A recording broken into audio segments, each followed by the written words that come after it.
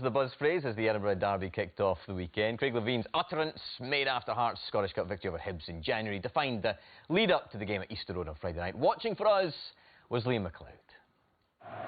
It's been stop-start for Hibs recently due to being out of the Cup and the inclement weather. No reason to alter too much for Neil Lennon, though he's brought the Edinburgh derby experience of Paul Hanlon back into the side.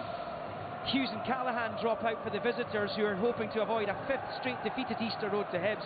Their places go to Smith and Moore. Demi Mitchell's promising loan from Manchester United looks to be over.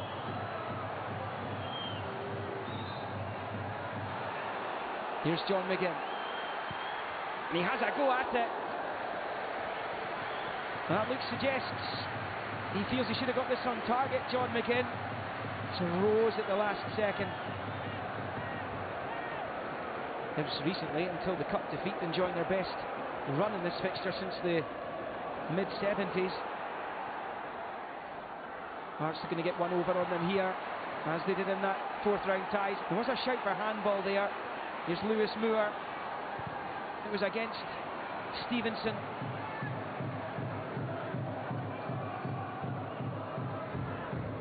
Stevenson. And McGinn, eager to impress the watching Scotland coach Alec McLeish, amongst others, I would imagine.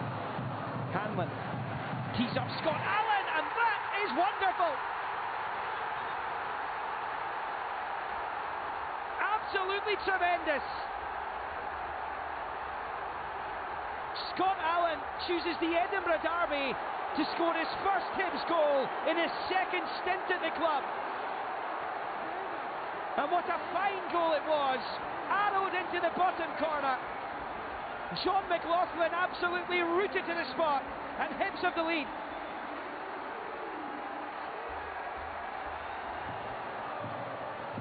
And so many issues with this fixture recently. Hibs, the Ollie Shaw ghost goal, the late Don Cowie winner. Here's McGinn. What a ball that was. McGinn, he's found Jamie McLaren! Somehow it stays out. McLaren's effort, McLaughlin's got a touch onto that. It's an outstanding save.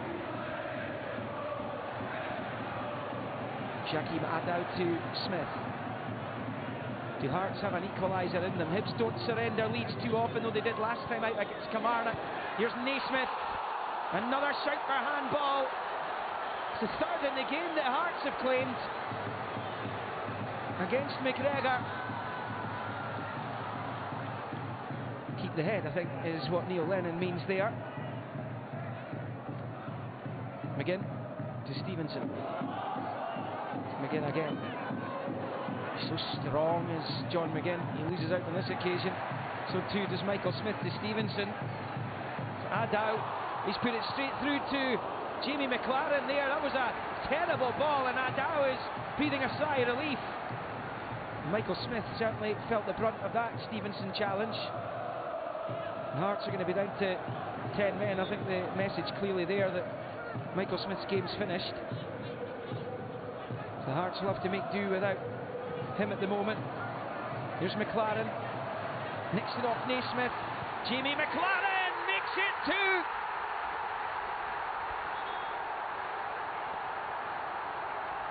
Well, the natural order of the Edinburgh derby these days points to the men in green and white. 9 unbeaten before the cup tie. They're about to steal the bragging rights back to Leeds by the looks of things. Jamie McLaren did so well to win it back. It's a really calm finish, and it's Hibernian 2, Heart of Midlothian 0.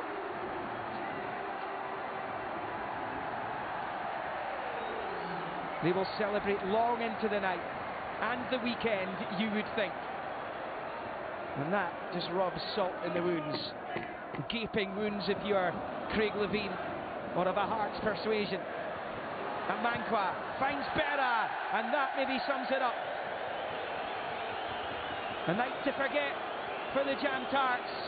They can't get out of lead quickly enough. I think the look from Neil Lennon says it all about how the Hibernian faithful are feeling at this precise moment in time.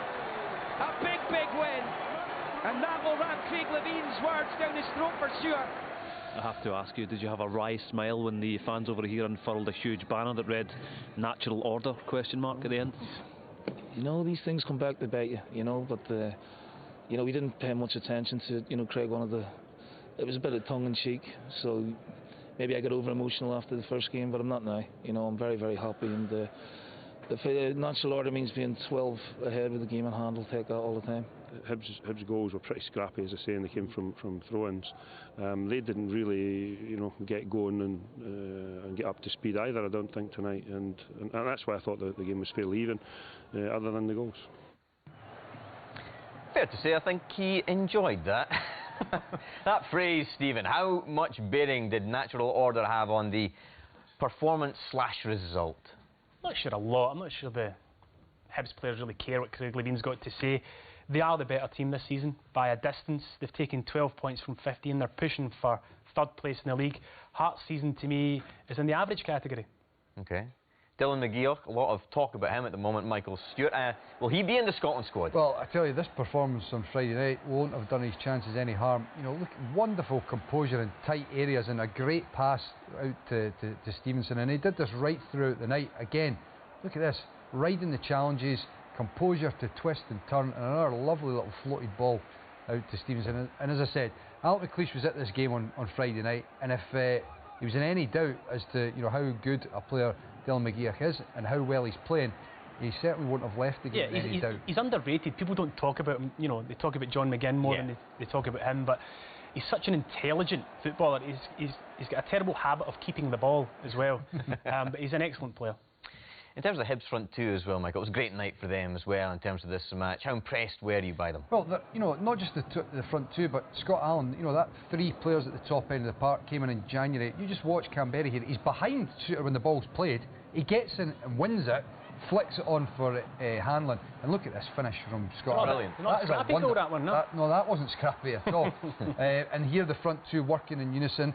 Canberra getting across the front post. Unfortunate not to be able to tie it round onto the target. This pass, look at that, 60 yards, right on McLaren's toe. Wonderful first touch. And then that would have been goal this season if it had ended up in the back of the net. But you know, the front two for Hibs, not, you know, what you would class as an orthodox. This is too easy. This is too easy from a Hearts perspective. Well, a long throw into the box, no protection in front of the striker. He rolls Suter too easily. That part of it was scrappy. Yeah. But he kept at it, you know, McLaren, and he got his just rewards at the end of it. But they're, you know, they're unorthodox, the front two. Scott Allen behind is a class act, and there's no doubt that those three players that have come in January have made a big difference to Hibs. Very briefly, where does this leave Hearts on Friday? Stephen, you're talking about Hearts being in the bottom six come the end of the season. Well, you know, with Motherwell losing their game as well, you know, I think they had a chance to put a bit of pressure on Hearts. And you think a lack of cutting edge really? Yeah, I mean, Hearts haven't got any real discernible game plan when they're trying to get forward. I don't think they'll have any problem. I think they'll get in the top six. But the concern is, where is it? You know, what is the overall picture for Hearts? Where are they trying to progress to? Because at the moment, it's a bit of a plateauing. Okay.